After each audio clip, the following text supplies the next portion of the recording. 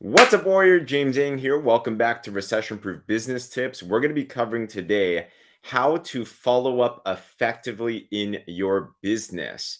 We've been covering the parts of the pipeline that, regardless of what business you're in, you could be in real estate, you could be in network marketing, you could be in coaching, it doesn't matter. If you know these parts of the pipeline, the sales process, then you can sell anything more effectively. So if you miss any of the previous ones, go back, be sure to go to my YouTube, subscribe there, and go back to the previous conversations. You can cover the bases, but the follow up is where the fortune is. The saying is the fortune is in the follow ups. And I wonder, after coaching entrepreneurs for the past decade, it is probably the place that the most money is left on the table. Because if you're in business or sales, I wonder if you've experienced this feeling before. Have you ever felt like it's icky or weird or salesy to follow up? Like you might do the invitation well. You might bring your prospect to the presentation, and then you'll sit there and you're like, okay, what do I do now? I'll share with you a personal story. I brought one of my best friends down to take a look at my business years back, and I worked up the courage, worked up the might, and finally brought this person down and saw it. And afterwards, we grabbed some lunch, and I kind of just sat there. I had no idea what to do to follow up. And after awkwardly staring at him and just kind of talking around the point, he asked me a question at the end. He said, James, what's your vision for this? He had asked me a question. And fortunately, he ended up joining, he ended up purchasing and everything. But I learned that follow up is an essential skill. So if you want to get better at follow up, I want to share some quick tips here. Okay. Number one, understand that most sales are done in the follow up section. Most people don't say yes immediately. Now, James, does it always have to be that way? No, but just think about your buying habits. Think about the last thing that you bought. In fact, comment below what's the last thing that you purchased. For me, I just got this in the mail. This is a really, really cool toy that I'm going to use. It's to demonstrate how the mind works. And I know for me, I first had an interest to buy something like this probably 3 to 6 months ago. I reached out, I heard what it was. I was highly interested, but timing wasn't right. It wasn't I couldn't afford it or anything. It's just that it didn't make sense at the moment. 3 to 6 months later, I'm like, I think it's time to get something like this. But I bet for most of the things that you've bought, unless it's like, a pack of gum or something, how many follow ups did you have to see? How many times did you have to see the ad? How many times do you have to try on the clothes? How many times do you have to search up on Amazon? How many times did it have to be brought up to you again before you actually bought? Did you know the average is at least 7 follow ups until someone buys? So the saying is don't fight the game, just play the game. Understand that follow up is professional. Understand that follow up is normal. And in fact, if you do follow up, you will already be at the top percentage of whatever business that you're in because straight up, most people don't follow up. They don't take the time. They don't know how to do it. They're scared to do it. So if you're the person that actually follows up, what will happen is all of the business will eventually go to you. So a couple things on follow up. What's our goal with follow up? Well, number one, follow up is professional. Follow up is professional. Remove the thought that follow up is icky, follow up is weird, follow up is not good. It's only weird if you make it weird. It's really in our mind. So think about it, right? You've gone through this process of getting a contact, of qualifying them, of inviting them, of presenting to them. This is somebody that's told you that they want a solution for the problem that you're talking about, right? So if they express interest, wouldn't it be professional on our end to continue to follow up, add more value, ask more questions until they make a decision. In fact, wouldn't it be unprofessional to not follow up? Imagine someone came up to you and they were holding their arm because they just cut themselves and blood was gushing out. And they say, "Hey, can you help me?"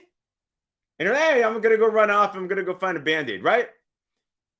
How unprofessional, how bad would it be if we just forgot to go back to them and be like, "Oh, wait, did you still need a band aid? Did you still need help on that arm?"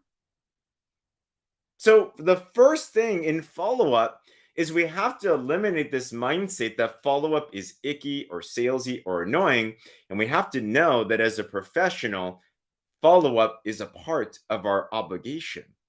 Because if we care truly about solving this person's problem, you're going to follow up. So start to follow up. Now, what else do you want to do in follow up? Don't be annoying in follow up, right? Don't make it weird when you follow up. Be the type of person that follows up in a way that you would like to be followed up with. Have you ever had someone try to follow up with you on something before and it just felt annoying? You could just feel like they were just trying to sell you. You know what I'm talking about? Put a one in the comments if you ever had one of those experiences before. They have what we call commission breath. They're like, "Give me your money." Maybe they're at the end of a quota, maybe at the end of the week, end of the month, and they're just like, "Hey," like they don't say it, but they're like, "Hey, can you buy from me?" Like that's the feeling from it, right?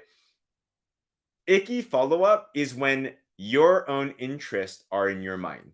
You're thinking, "I want to hit this promotion, I want to hit this quota, I want to make this sale." That's when it's icky. Professional, good follow up is when you are thinking about helping them. So let's say you're selling a health product and they've told you they've had troubles with losing weight. You've presented them a health product, and then what happened is you are now following up with them. And you're like, "Hey, I remember the last time we spoke, you mentioned to me that you really wanted to lose weight and you had issues with that. If that's still the case, I wanted to touch bases with you. Is there anything else I could do to help you on that? Did you have any other questions with what it is that I shared with you? Do you feel like this is something that could help you?" Right? Like these are questions that you want to be able to help answer. And Alpha Bravo said it very well. Same thing when people lose a loved one. You're supporting them the first days, but then you forget about them. Exactly. It's very, very well said. Follow up until it is a yes or a no. Follow up until they have solved the problem or they just dismiss the problem. That is what a professional does. Right? So it's professional. Don't make it icky by just focus on serving them. And number 3, I'd say is be creative with your follow-up. There's so many different ways to follow up these days, right? Our goal is to just be present in their mind, right? Think about like Coca-Cola does it. Coca-Cola, they got themselves all over the place. Okay, so what's a follow-up? It could be a phone call. It could be a nice text. It could even be things that are even more indirect. Social media, a good way to follow up, post a nice comment on one of their posts because it flags you. So many times there's things that I want to do that I just forget because we're all busy these days. We're all slammed by our phones. We're slammed by life. There's just a lot of things that are just drawing our attention everywhere, right? So our goal is to increase attention. Where attention goes, money flows. So another way to follow up is just comment, add some value on some of their posts on social media, right? Show up. Yeah. Show up in a positive way. Comment on one of their stories, for example. Maybe, you know what I like to do? I'll send a nice little video memo, a nice little voice memo, just adding encouragement, right? Just showing up in their life, just showing them that I'm a real human being. They're a real human being. Treat them like a real human being. And when you show up, what happens is that they might be like, "Oh, wow, I remember we were talking about XYZ." And then you can then go into that conversation again, your sales conversation. It's true. Now we're supposed to be more connected, but we are more disconnected. So be the rare individual to actually connect with people. Treat people like people. Isn't that that sounds like some good advice right there. So in follow-up, it's not you're looking at this number. You're not looking at this lead. You're not looking at just checking this off the box. You are dealing with another human being just like you that is dealing with some problem that you feel that with your business you could potentially solve. So talk to them in love. Talk to them with empathy. Treat them like a friend, treat them like a family member, right? And find unique creative ways to just add value into their life. When I see that, when I see things that bring up to my attention other things I was supposed to do, it triggers. And I'm like, "Oh man, I should have done this. I should have followed up. I should have done that." So find ways like that as well too. Other ways you can follow up too. More indirect. Post on social media, right? Continue to show up. Continue to be in people's vicinity. Have it be where when people think about you, they could think when they look to life, they start thinking about your name, start to show up more, right? And they when they think about you, the saying is people buy from people they like, know, and trust. Build up that ability to like, know, and trust. Don't just go for the sale. Build up that relationship, build up that connection. And ultimately, what's going to help with the sale, with the follow up, is them buying into you further. So when it comes to follow up, last thing I'd say is this: when you're actually having a conversation, be a consultant, not a salesperson.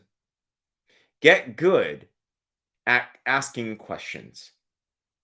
How do you get people to buy? You don't get people to buy. You figure out what their needs are, and then you show them how what it is that you're providing could potentially solve that need. So I'll just give you a simple example. Let's say you're selling a health and wellness product. Let's say it's a weight loss product. This is what a salesperson does. A salesperson says, "Hey, you like it? You ready to buy it?" Maybe. But take it another level. Be a consultant. Be their advocate. Go next to them and walk them through this journey. So I'll ask Jill. I'll be like, "Jill, so hey, I know let's say this after the presentation, right? Hey, I know you took a look at the product. I'm curious, what did you like the best?" All right, get some feedback. Have a conversation. Then maybe like, "You know what? I like that it's healthy. I like that it's natural. Awesome. Curious, what are some of your goals with weight loss?" Well, Jill will say, "I want to lose 20 pounds in the next couple months." Awesome. Yeah, feedback. See, let's ask another question. Maybe let's dive deeper. Can I ask Jill, what's been a challenge for you that's held you back from losing 20 pounds? Ask for the challenge, ask for the barrier, dive into it further. We're looking to solve the problem. Most people, they run away from pain more than they run for pleasure. So let's go find out the problem. What's up? So Jill will say, with a busy life, it's just crazy. I'm juggling kids.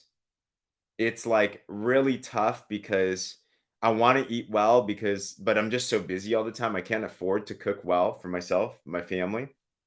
I just stress eat all the time. Gotcha. Okay. See, you're vetting out now the realities of what's going on. And I'm being consulted. I'm listening.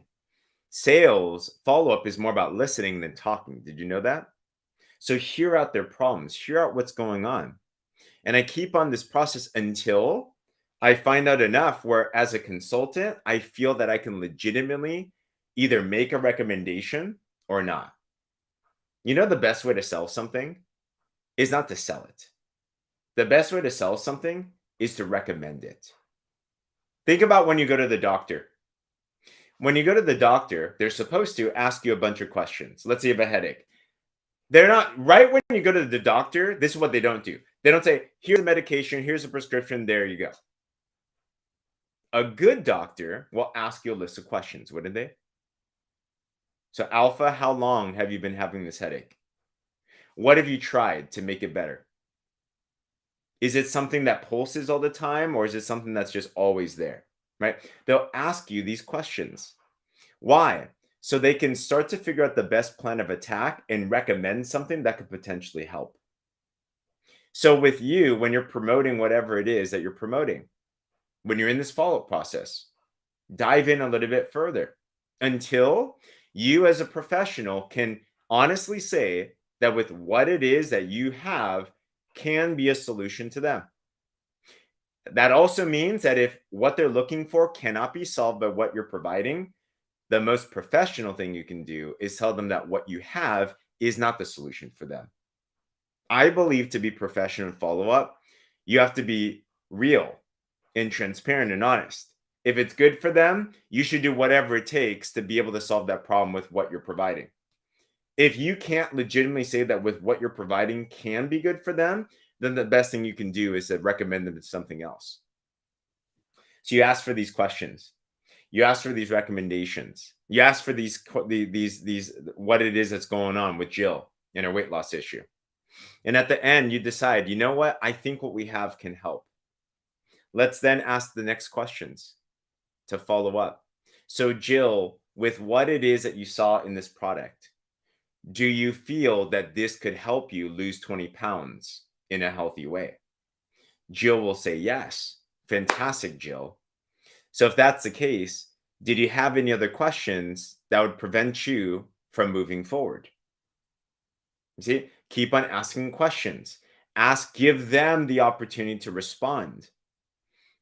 You don't make the sale. You don't get the sale. You allow them to make the decision. No one likes to have decisions made for them. We want to have our own autonomous control. There's a saying that everyone likes to buy, but no one likes to feel sold. Put it to you in the comments if you would agree with that. I love buying stuff. You love buying stuff. It's an adrenaline release, right? It's an endorphin release, but nobody likes to feel sold, meaning they're forced to make a decision that they didn't make themselves. So put the ball in their court. Jill, do you feel like this is something that can help you then? Yeah? Fantastic. So, but do you have any other questions that would prevent you from making a decision? Do you have any other questions that would prevent you from moving forward? Jill might say, some questions, solve that problem and keep on going.